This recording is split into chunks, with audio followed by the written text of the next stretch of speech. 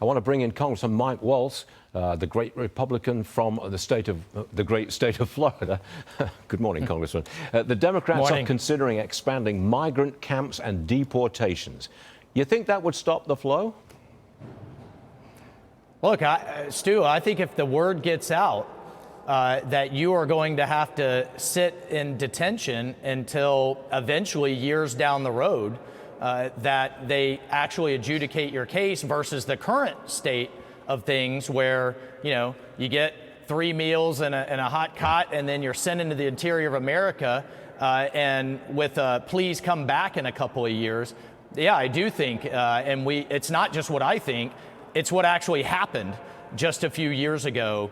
We know once that word gets out, then people stop making that dangerous journey. And the thing I'll always repeat is 40% of young girls are being sexually assaulted and sold into human trafficking that are making this journey. It is a humanitarian crisis, and now it's also a national security crisis with Biden's own FBI director ringing the alarm bell. And I think that's one of the reasons he's finally coming to the table. Are the Republicans solid on this?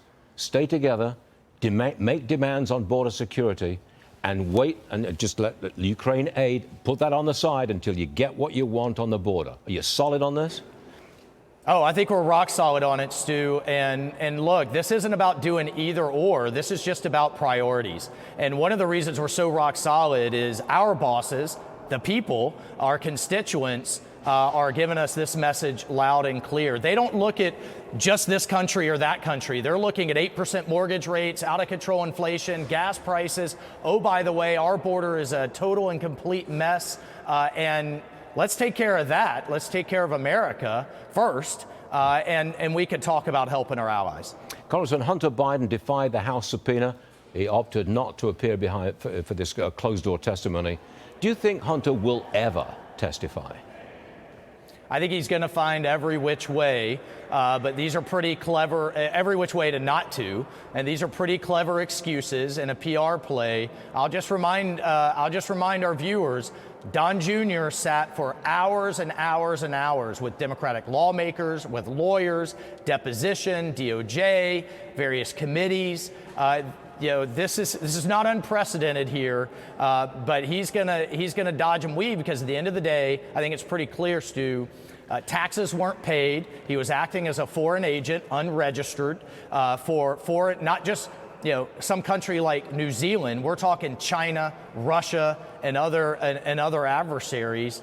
And then finally, what policies did his dad change as a result of all of this? Because clearly we had commingled accounts, commingled funds, and I don't know any government official that needs 20+ shell companies. Do you think that the Hunter probe and the Biden impeachment inquiry is enough to get the president off the ballot? Well, I think the inquiry is going to give us the standing in court to get the tax records, the bank records, and the information that we need. And we'll follow the facts, Stu, and so far they're pretty damning. Congressman, always a pleasure. Thanks for joining us. Congressman Waltz, we'll see you again real soon. Thank you, sir. Happy holidays, Merry Christmas. Yes, Thanks. sir. Thanks a lot.